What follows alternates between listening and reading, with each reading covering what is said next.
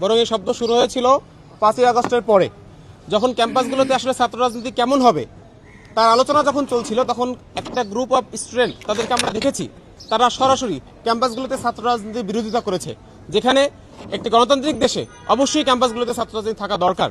আমরা বলেছিলাম ছাত্র রাজনীতির গুণগত পরিবর্তন হবে, কিন্তু একটা গ্রুপ অফ স্টুডেন্ট তারা বারবার নানানভাবে বেশিং করে করে ছাত্র রাজনীতির বিরুদ্ধে কথা বলেছে, কিন্তু দিন শেষে সপ্তাহ করে মাস না পেরোতেই ওই ছাত্রদেরকে আমরা বিভিন্ন ছাত্র সংগঠনের মিছিলে, প্রোগ্রামে, এমনকি গুপ্ত অবস্থায় বিভিন্ন গ্রুপগুলোতে আমরা তাদেরকে দেখতে পেয়েছি।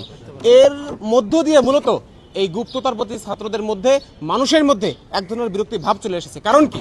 কারণ আপনি মতদশা লালন করতেই পারেন, কোনো ব্যাপার না, এটা আপনার অধিকার, আপনি যে কোনো মতদশা লালন করবেন, কিন্তু যখন সেটা গুপ্ত রাখবেন এবং সেই গুপ্ত রেখে নিজেকে সাধারণ শিক্ষার্থী হিসাবে উপস্থাপন করে যখন আপনি অন্যকে ব্যাশিং করবেন, অন্যকে কটাক্ষ করে কথা বলবেন, নারীদেরকে হেয় করবেন, তখন কিন্তু মানুষ ন্যাচারালি এই গুপ্ততার প্রতি এক ধরনের বিরক্তি চলে আসে।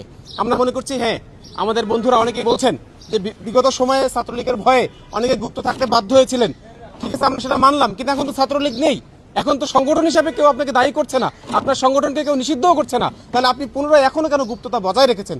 এখানে হলো আমাদের কাছে মনে হয় সব থেকে বেশি মূল সমস্যাটা। সেজন্য ছাত্র সংগঠনগুলোর প্রতি আমাদের অনুরোধ থাকবে, সেটা হলো যে আপনারা এই গুপ্ত অবস্থান থেকে মুক্ত হয়ে আসেন।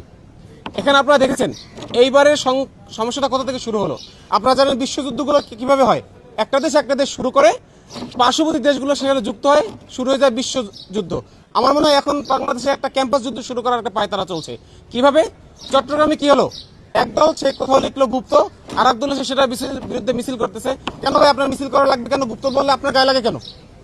কেউ না হয় গুপ্ত বলছে, কিন্তু আপনি কি গুপ্ত? আপনার তো কমিটি প্রকাশ আছে, আপনাদেরকে আমরা চিনি, তা আপনি নিজের গায়ে নিচ্ছেন কেন? নিচ্ছেন তার মানে হলো গুপ্ত বলে যাদেরকে অপরাধী হিসেবে সাব্যস্ত করা হয়, ওই অপরাধী হলেন আপনি।